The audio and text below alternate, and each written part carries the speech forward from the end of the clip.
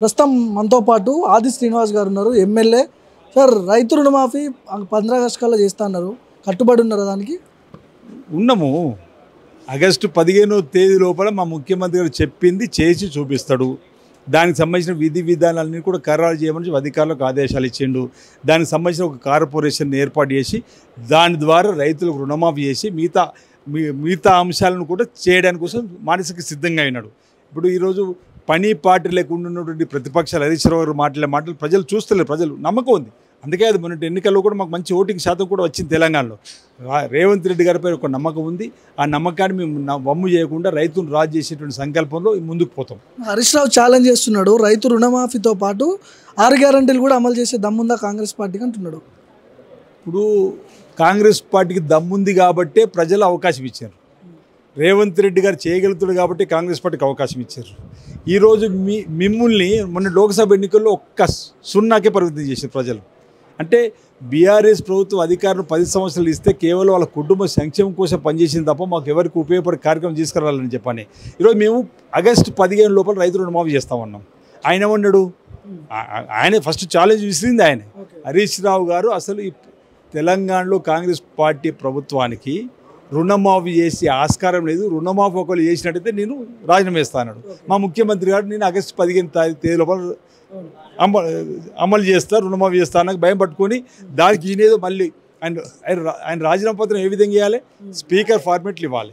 కానీ అందులో 6 గ్యారెంటీ అమలు చేస్తేనే అంటే ఆయన భయం పట్టుకున్నది కదా. మేము 6 గ్యారెంటీలు మా మేనిఫెస్టోలో ఉండే నువ్వెవరు డిమాండ్ చేయడానికి? సరే, నువ్వు డిమాండ్ చేసి ప్రజల పక్షాన్ని చేస్తాను. మేము 100 రోజులు 5 గ్యారెంటీ అమలు చేసినాం. మిగతా అమలు చేసే క్రమంలో ఎన్నికల కోడ్ వచ్చింది. ఎన్నికల కోడ్ ముగిసి 3 రోజులు అయింది. రాబో రోజుల్లో ఆ విధి విధానాలు ఖరారు చేసుకుంటూ మిగతా అన్నీ కూడా అమలు చేస్తూ ప్రజల మధ్య ఈ కాంగ్రెస్ పార్టీ ముందుకు పోతుందని చెప్పారు. 6 గ్యారెంటీలు ప్లస్ రైతు రుణమాఫీ 2 కలిపి చేస్తేనే ఖచ్చితంగా నేను రాజీనామా చేస్తా అనే దాన్ని బీఆర్ఎస్ వర్గాలు అంటారు. నేనేమంటున్నా, ముందుగా మీరు ఆనాటి క్లిప్పింగ్లు మీరు తీయండి. అసలు ఈ ప్రభుత్వానికి రైతు రుణమాఫీ చేసే ఆస్కారమే లేదు. ఒకవేళ రైతు రుణమాఫీ చేస్తే నేను నా శాసనసభ్యత్వం రాజీనామా చేస్తాను చెప్పని సవాలు విసిరిండు. ఈయన డ్రామా ఆడిండు. మేము సిద్ధమన్న తర్వాత మళ్ళీ దానికి 6 గ్యారెంటీలు జోడించుకుంటున్నాడు. అంటే ఆయన 10ని కాపాడుకోవడానికి. నేనేమంటున్నా, నీవు ఏదైతే రైతు రుణమాఫీ గురించి మాట్లాడావో ఆ రుణమాఫీ చేసి తీరుతావు. నువ్వు దానికి కట్టుబడి రాజీనామా చేయి. మిగతా 6 గ్యారెంటీలు మళ్ళీ మేము అమలు చేయనప్పుడు మళ్ళీ నువ్వు ఏదైనా ఛాలెంజ్ చూస్తే దానికి మళ్ళీ ఆ డేట్కి సంబంధించిన అంశం మాట్లాడదాం. ఈ ఖచ్చితమైన అంశంలో మాత్రం హరీష్ రావు గారు సిద్ధంగా ఉండాలి. ఆయన మాజీ ఎమ్మెల్యే కాక తప్పదు. ఆయనకు చిత్తశుద్ధి ఉండి స్పీకర్ ఫార్మేట్లో రాజీనామా ఇస్తే ఏదేదో కాగితం రాసుకొని రాజీనామా డ్రామా ఉత్తరం 1, 2, 3, 4 అంశాలు రాస్తే రాజీనామా ఆమోదం పొందది. స్పీకర్ ఫార్మేట్లో ఆయన మానసికంగా ఆగస్టు 15 లోపల సిద్ధంగా ఉండమనండి. తప్పనిసరిగా రైతు రుణమాఫీ చేస్తాం.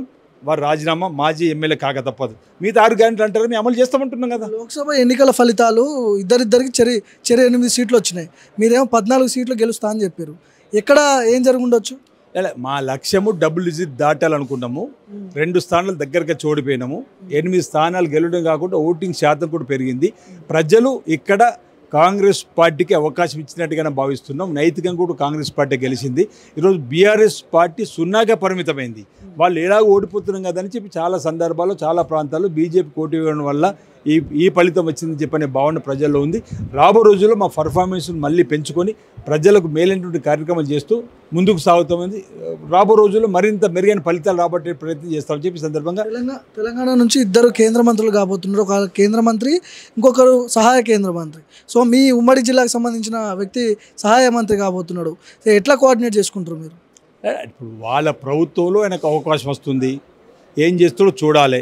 ప్రజలు ఆయనపై పెట్టుకున్న ఆశలకు అనుగుణంగా పరిపాలన అందిస్తారా లేదని కాలం చెప్పాలి. ఇంతకుముందు అయితే 10 సంవత్సరాలు కిషన్ రెడ్డి గారు మంత్రిగా ఉండి విభజన చట్టంలో కాజీపేట కోచ్ ఫ్యాక్టరీ తీసుకురాలేడు. పెద్ద ప్రాజెక్టులు అయితే తెలంగాణకు వచ్చినట్టుగా గుర్తులేవు మీకు కానీ నాకు కానీ. మరి వీళ్ళిద్దరు కలిసి ఏం చేస్తారో వేచి చూడాలి. ప్రజలు వాళ్ళకి అవకాశం ఇచ్చారు, చూద్దాం ఏం జరుగుతుంది అనేది. చివరిగా హరీష్ రావుకి ఏం చెప్పదలుచుకున్నారు? హరీష్ రావు గారు ఆగస్టు 15వ తేదీ లోపల మీరు మానసికంగా సిద్ధంగా ఉండండి. స్పీకర్ ఫార్మేట్లో రాజీనామాను తయారు చేసి పెట్టుకోండి. రుణమాఫీ చేసి తీరుతాం. మీరు మాజీ ఎమ్మెల్యే కాక తప్పదు. మీరు ఇచ్చిన మాట మీద నిలబడి ఉంటే, లేదనుకుంటే ఆయన ఇష్టం, వెనక్కి వెళ్ళిపోతాం. మరి మేము ఏం చేయలేము. సో ఇది ఖచ్చితంగా 15 ఆగస్టు లోపు రైతు రుణమాఫీ చేస్తా అని చెప్తున్నారు కాంగ్రెస్ పార్టీకి సంబంధించిన ఎమ్మెల్యే ఆది శ్రీనివాసు. సో హరీష్ రావు రాజీనామా లెటర్ సిద్ధంగా ఉంచుకోవాలి, స్పీకర్ ఫార్మేట్లో ఖచ్చితంగా 6 గ్యారంటీలు కూడా అమలు చేస్తామని చెప్తున్న పరిస్థితి. కెమెరా పర్సన్ మణికుమార్తో భార్గవ్, మైక్ టీవీ, అసెంబ్లీ నుంచి.